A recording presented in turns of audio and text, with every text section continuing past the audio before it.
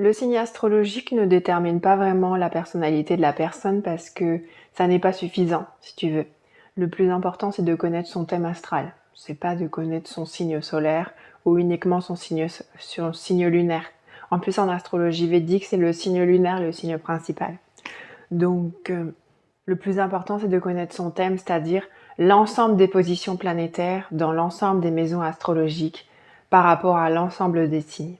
Là, on va avoir la recette de cuisine totale de ce que tu es, de ton potentiel, du karma, de ce que tu peux transmuter, etc. Si on se focalise sur un seul signe du zodiaque, on n'aura pas tous les éléments et ça ne sera pas suffisamment précis. Et on va tomber dans la caricature. Je propose des lectures de thème astral, des soins énergétiques, des analyses en veux-tu, en voilà, un bouquin qui va sortir, des podcasts, etc., etc. Tous les liens sont en biodescription et vous pouvez m'envoyer un message privé. Si vous êtes à Lyon, ça peut être l'occasion de se rencontrer puisque je propose des soins énergétiques en présentiel à Lyon. On cherche pas à ce que les gens s'agenouillent devant nous, c'est pas ça la question. Mais c'est juste qu'on a des besoins fondamentaux en tant qu'être humain et si on n'est pas respecté, déjà le respect c'est vraiment le niveau zéro de l'amour, c'est le niveau zéro. Donc s'il n'y a pas ça, il n'y a même pas d'amour. Petit 1, c'est important de rencontrer les gens. Petit 2, en vrai, hein, dans la 3D. Petit 2, il y a une différence entre ce qu'on dit et ce qu'on fait. Petit 3, tant qu'il n'a rien fait, il est en période de probation, probatoire, c'est-à-dire en période d'observation. C'est pas suffisant. Tu peux laisser de la place à d'autres personnes pendant cette période-là. Voilà. Et il s'est passé un truc au travail, c'est que j'ai vu la souffrance de quelqu'un et peut-être qu'elle en avait besoin à ce moment-là. Et je me suis dit, ouais, c'est trop fort parce que, en fait, ce sont des gens qu'on croise comme ça au détour d'un chemin qui font que c'est eux qui vont voir comment tu es à ce moment-là et qui vont te dire mais je vois ce qui se passe, je vois ce qui se passe dans ta vie et je comprends ce qui se passe dans ta vie. Et ça, en fait, ça soulage beaucoup. Ça soulage beaucoup. C'est pas forcément les personnes auxquelles vous vous attendez qui vont poser un regard sur vous de compassion. Soigner son cœur, hein. T'as pas besoin de bouclier de protection quand ton cœur il est en paix. Un soin énergétique, ça peut aider. Après, on est tous connectés. Il n'y a pas de séparation si tu veux. Ta vie n'est pas privée. L'énergie ne ment jamais. Tu peux pas mentir. Tu peux pas proposer une vision de toi si elle n'est pas en accord et cohérente avec ce que tu es vraiment à l'intérieur. Ça se verra. Ça se verra forcément. Et de toute façon, l'univers le voit. C'est pour ça qu'il te propose une vie en accord avec ça. Qu'est-ce que tu cherches à bloquer?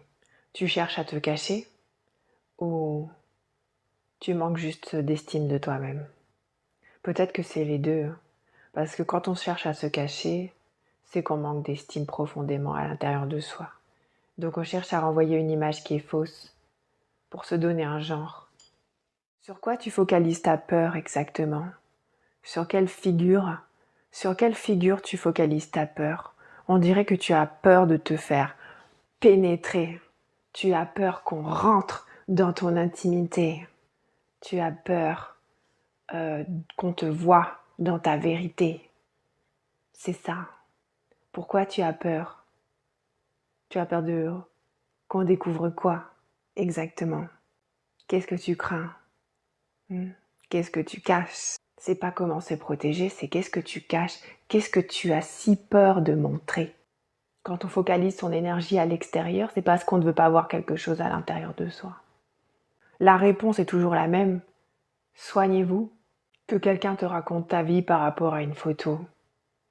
Et alors, tu sais qui tu es? Ça te fait une belle jambe qui te raconte ta vie. Ça te fait une belle jambe? Qu'est-ce qu'on s'en fout? Tu sais qui tu es ou pas? Si tu es authentique, tu n'as rien à cacher, à moins que tu veux proposer une image fausse de toi. Faire semblant. Il y a beaucoup de gens qui font semblant. Il y en a qui s'en rendent pas compte qu'ils font semblant. Tu penses être une personne authentique, mais l'es-tu vraiment? Parce que d'après tes questions, tu cherches à cacher quelque chose, du regard de l'autre, comme si le regard de l'autre te faisait peur. C'est ce que tu viens de dire, et après tu dis que tu es authentique, c'est complètement incohérent. L'authenticité, c'est la cohérence entre l'intérieur et l'extérieur. C'est-à-dire que ce que je dis là, je le suis aussi. C'est vraiment cette vérité qu'on incarne, cette source qu'on a à l'intérieur de nous, ce qui nous anime le cœur profondément. On voit toujours ce que l'on croit. Ce que l'on croit. Cette entité dont tu as le plus peur, un jour tu vas la rencontrer, hein, parce que tu en as tellement peur que tu vas la rencontrer, hein. C'est sûr, hein. Ah ouais, parce que tu l'actives avec ta peur. Tu l'actives, tu l'invoques. Tu dis, viens à moi, j'ai peur de toi, viens à moi. Tu vois. Donc ça va venir, hein. Tu vas être confronté à ça. Les entités, c'est relatif à ce qui se passe en toi, hein. Et tu te fais du mal, et des fois tu le vois à l'extérieur. C'est-à-dire que ça va t'être montré à l'extérieur pour que tu le vois mieux à l'intérieur de toi. C'est tout. C'est cadeau, hein, à l'extérieur. C'est cadeau. C'est un miroir, c'est cadeau. C'est-à-dire vous êtes en interaction avec votre propre flippette. Vous êtes en interaction avec ce que vous craignez. Vous êtes en interaction avec votre énergie féminine. Vous êtes en interaction avec une énergie masculine. C'est incroyable. La 3D vous offre l'opportunité de voir comment ça se passe à l'intérieur de vous. C'est merveilleux. Utilisez cette opportunité. Utilisez cette opportunité qui vous est donnée. C'est cadeau. C'est tout bénef, si tu veux. Identifier les peurs qu'on a à l'intérieur et relâcher les émotions, traverser les émotions. Il n'y a pas de mal à traverser une émotion. Parce qu'une émotion qui reste là, ça bloque l'énergie, ça bloque le flux vital. L'énergie vitale ne peut pas circuler librement quand il y a une émotion qui n'est pas exprimée. Et quand elle est exprimée, c'est comme quand vous êtes allé aux toilettes, vous êtes plus léger. Vous êtes plus léger, pourquoi? Pour laisser de la place à quelque chose de plus lumineux, de l'amour. Le cerveau, il adore les pensées, et les pensées négatives, à partir du moment où on les affectionne, c'est-à-dire qu'on y pense, on y pense, on y pense, on va faire un petit circuit court dans notre cerveau, et notre cerveau, en fait, c'est comme un enfant dans un parcours de cartes, et en fait, il va rester sur le parcours, il va faire bouh, et il va rester sur le parcours comme ça, et en fait, ça, c'est la pensée négative. Donc, ça tourne en boucle, et il va continuer, bouh, comme ça. Jusqu'à ce que vous vous dites, mais en fait, il est nul ce rallye. Enfin, j'aime pas ce parcours. Moi, je veux aller là-bas. Tu vois, là-bas, c'est fun. Il y a des plantes vertes et tout ça. Là, il y a de la boue. Ça va pas. Je dérape tout le temps. Le cerveau, il te suit, tu vois. Dans ton état d'esprit, il va te suivre. Donc, si tu décides de te concentrer vers des choses plus positives dans ta vie, et ben tu vas rouler sur le rallye de la pensée positive et ça va tourner un peu plus en boucle, comme ça. Soignez-vous, arrêtez de flipper pour des trucs sortis tout droit de votre imagination.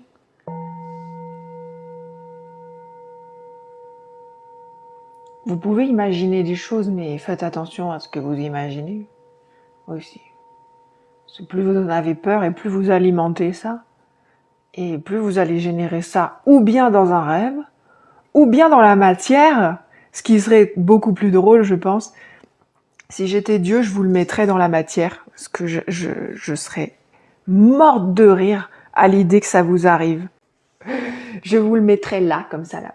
Rencontre inévitable. Je ferai en sorte qu'il soit un peu beau gosse, comme ça, vous seriez complètement bouleversé. Voilà. Et ça vous remettrait peut-être les idées en place. Ça, hein. Apprenez de la guitare, hein, moi je vous dis. Hein. Faites quelque chose, hein. Apprenez quelque chose, ayez une capacité, une expertise. Ça peut séduire. Après, moi, mon expertise, ce sont les soins énergétiques, l'analyse psycho-émotionnelle, l'analyse des rêves, l'astrologie. Bon, c'est pas très utile dans une conversation de séduction, si tu veux. Ça peut poser problème.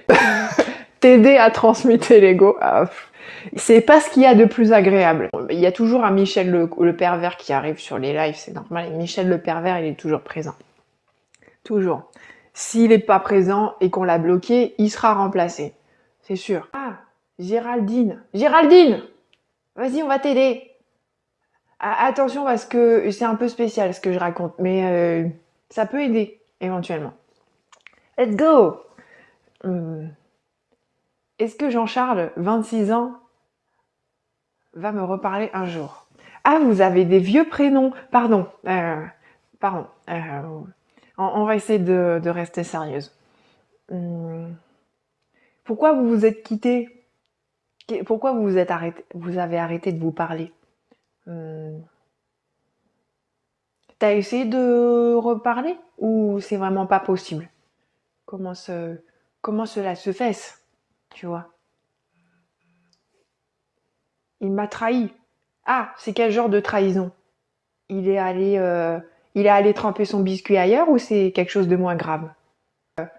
Ici, c'est la Ligue des Champions droit au but, hein. Je lui ai demandé un service et il m'a menti. Il n'est pas allé butiner de fleur en fleur, donc c'est pas une... Ok. Mais c'est quand même une petite trahison émotionnelle, on va dire. Enfin, en tout cas, pour toi, tu l'as vécu comme tel. C'est pas sûr que ça soit réel, mais en tout cas, tu l'as vécu comme tel. Est-ce qu'on peut aller plus en détail? Tu lui as demandé quel genre de service? Parce que si tu lui as demandé de déplacer ton frigo qui fait 15 tonnes et qu'il avait mal au dos, peut-être que ça peut s'expliquer. J'essaye de... Je fais un peu l'avocat du diable. Non, je fais plutôt la juge. La juge. Ah, je juge. Ah, pas bien. Comment ça, tu l'as aidé pendant 2 ans par rapport à quoi? Financièrement? Tu lui as donné de l'oseille? Je l'ai aidé après la mort de son père. Pourquoi t'es devenu son père? T'as remplacé son père? C'était un ami pour qu'il parte à l'école. Ah, donc tu lui as donné de l'oseille. Ah ouais. Ah, est-ce que je pose cette question? Ah. J'essaye de pas envoyer du venin. En lui donnant de l'argent, tu pensais acheter quoi de sa part? Tu n'en veux pas à lui, tu t'en veux à toi de t'être trahi au moment où tu as donné de l'argent. C'est tu t'es trahi toi à ce moment-là parce que peut-être que finalement, si la situation se reproduit, tu sais que tu refuseras et tu te dis mais pourquoi j'ai pas refusé à ce moment-là et tu t'infliges une blessure supplémentaire par rapport à cette situation du passé. C'est ça. Qu'il ne te donne pas de l'argent là, maintenant, par rapport au passé, ça n'est pas la question. Les êtres humains sont tels qu'ils sont. C'est-à-dire que quand tu donnes de l'argent à quelqu'un, ce qu'il va faire ou ne va pas faire, ce n'est pas par rapport à toi, c'est par rapport à ce qu'il est, tu vois. Il y a des gens qui vont pas donner l'argent. Il y a des gens qui vont rembourser sans que tu demandes. Ça dépend de leur état d'esprit, tu vois. Ça dépend s'ils ont des valeurs importantes. Et en fait, tu t'en veux, tu t'es trahi parce que tu n'as pas vu comment il était à ce moment-là. Et voilà, tu t'es dit mince, j'ai mal jugé, je m'en veux pour ça, je me suis trahi. Donc tu peux te pardonner parce que désormais, tu n'es plus cette personne. Tu vois la personne, son niveau de conscience, la valeur qu'elle donne dans les choses, dans les personnes qui sont proches. Tu vois maintenant. Donc tu n'es plus cette personne. Ça ne pourra plus se produire. Donc tu as grandi. Tu es entré en maturité. Donc tu n'as pas besoin de t'auto-flageller par rapport aux choses du passé. Tu as compris? En fait, pardonner. Tu as donné une part de ton cœur. Tu as donné une part de ton cœur et tu espères que ça te sera rendu. Mais quand on te donne de l'amour, ça n'est pas pour être rendu de la manière à laquelle on s'attend que ça soit rendu. Sinon, ça veut dire qu'on pose du contrôle sur la vie, on veut contrôler la vie. C'est-à-dire on se place comme tout puissant et on décide de tout contrôler de ce qui se passe dans la vie. Mais on sait bien que c'est pas possible, ça va vous rendre extrêmement frustré de considérer les choses comme ça parce que ce n'est pas ainsi que ça fonctionne. Vous pouvez pas contrôler la vie depuis l'extérieur. Tout se passe à l'intérieur de vous. Ce qui nous paraît injuste. Qu'est-ce qu'on en fait de ce qui paraît injuste? C'est ça en fait. Qu'est-ce qu'on en fait? Est-ce qu'on choisit de, petit 1, s'apitoyer sur son sort, petit 2, en faire quelque chose de positif, c'est-à-dire passer à l'action, mais pour soi, pas forcément se battre. On peut se battre pour une cause particulière, c'est possible, et ça peut être une voie initiatique. Qu'est-ce que tu en fais de cette situation? C'est toi. Quelle est ta position? C'est ça. Pour l'instant, l'énergie, elle est trop orientée à l'extérieur. Donc, c'est très facile de se faire vampiriser quand c'est comme ça, énergétiquement. Comment rencontrer the one and only? Si tant est qu'il n'y en ait qu'une seule. Mais bon, on n'est pas tous destinés à rencontrer une âme jumelle. Donc, ça peut être des rencontres karmiques, et les rencontres karmiques peuvent être très très sympas. Hein. Peut-être même beaucoup plus agréables que le lien d'âme jumelle. Qu'on soit bien d'accord. Peut-être beaucoup plus paisible, d'ailleurs. Ça va se passer depuis l'intérieur. C'est-à-dire que, puisque tu recherches une femme, tu recherches par l'extérieur à te connecter à ton énergie féminine. Ah ouais. Tu auras besoin de te concentrer sur tes émotions et tes ressentis. Mais vraiment d'être à l'aise avec ça, tu vois. Ah, c'est un petit tip pour tous les hommes. Si vous voulez rencontrer madame, la dame, une dame, vous allez voir, vous allez rencontrer beaucoup de madames quand vous allez faire ça. Si vous êtes hétéro. Eh bien, soyez en phase avec votre énergie féminine. À l'intérieur. Émotions ressenties. Connectez-vous à vos émotions profondément. Retrouvez un espace créatif. Devenez un artiste. Essayez d'être... voilà. Essayez de ressentir cette fibre créative à l'intérieur de vous, d'être reconnecté à ce que vous sentez et à votre espace émotionnel. Vous allez voir, il y a plein de madames qui vont arriver juste par simple magnétisme. Quand vais-je trouver la bonne? Eh bien, à partir du moment où tu seras à l'aise avec ton champ émotionnel et tes ressentis. Soigner la relation avec la mama aussi, ça va aider. La mama. Voilà. À partir du moment où tu arrêteras d'empêcher qu'elle arrive. Tu verras à partir du moment où tu auras replacé de l'amour à l'intérieur de toi, les entités, elles vont partir. Tu vas changer de dimension, il n'y aura plus ces entités. Tu auras changé de dimension. Apôtre de Jésus. Reviens au Christ. Mais il parlait de quoi, le Christ? As-tu écouté les paroles du Christ? Il parle de transmutation. C'est pas lui qui est mort et qui est revenu à la vie, à la résurrection. Qu'est-ce qu'il y a de plus transformateur que ça? Ça parle de ça, l'énergie Kundalini. N'as-tu rien compris? Est-ce que c'est pas finalement ça le rapport entre les jumeaux d'âme? C'est-à-dire que ensemble vous créez une symphonie particulière. L'un ou l'autre, c'est silencieux. Tu vois, le piano tout seul, il est silencieux. Et toi, tout seul, tu n'as pas cette mélodie. Mais quand vous êtes ensemble, il y a une mélodie qui se crée. Comment se fait la transmutation de l'énergie sexuelle? Ah, transmutation de l'énergie sexuelle. L'énergie sexuelle sert à la transmutation. Et elle circule. Donc en fait, ta question, ça serait comment faire circuler l'énergie sexuelle à l'intérieur de soi. C'est ça en fait.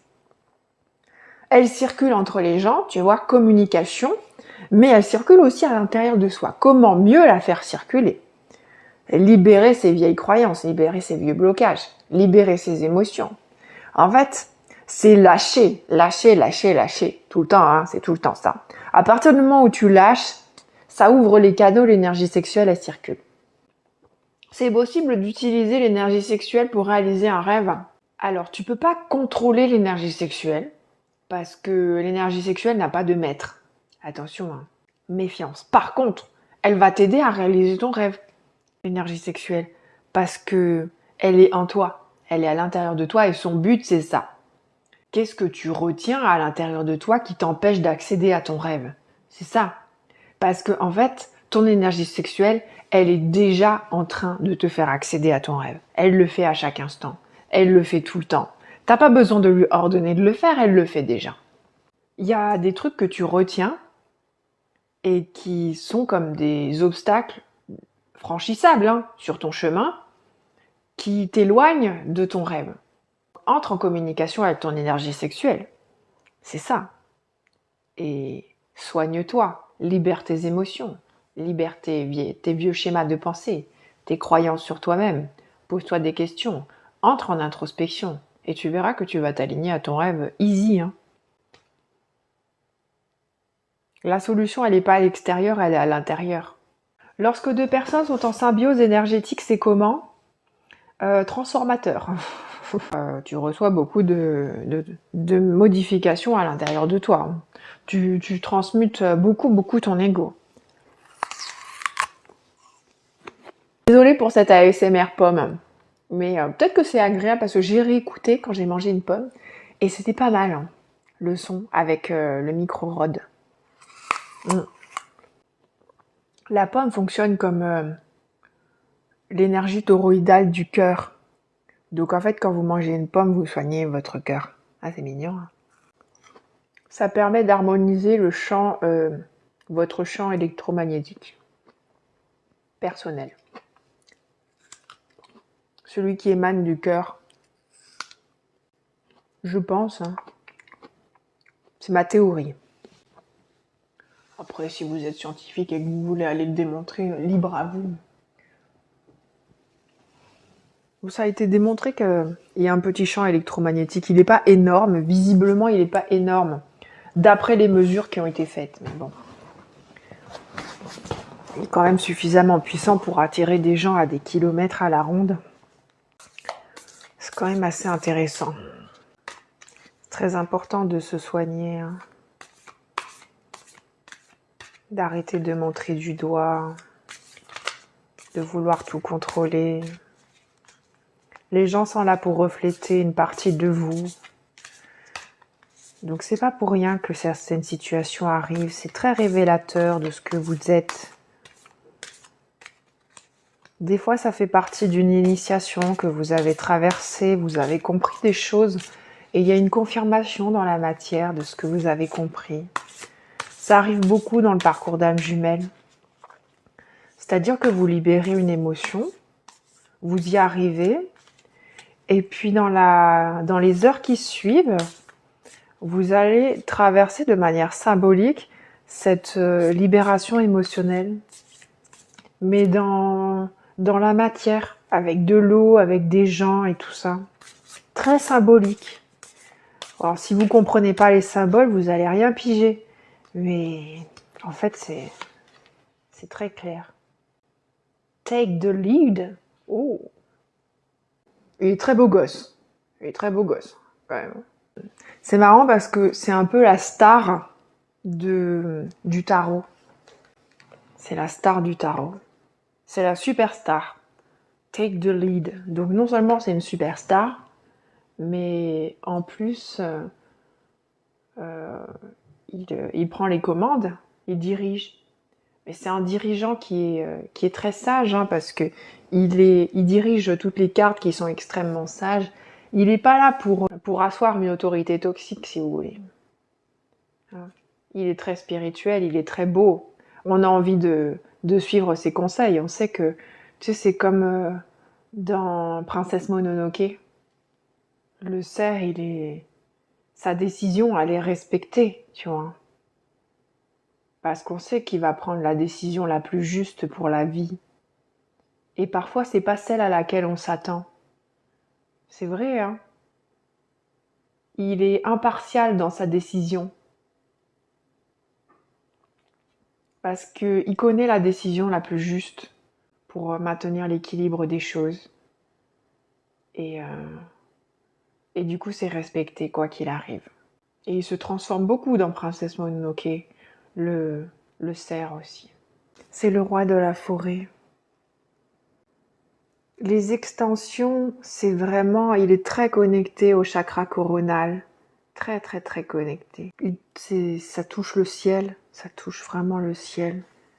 Donc, il est très, très connecté à ce qu'il reçoit du divin en permanence. Donc, tout ce qui va sortir de sa bouche, c'est directement reçu du divin. Donc, c'est pas n'importe quoi. Ça, c'est à être pris très au sérieux. Ça sera toujours très sage.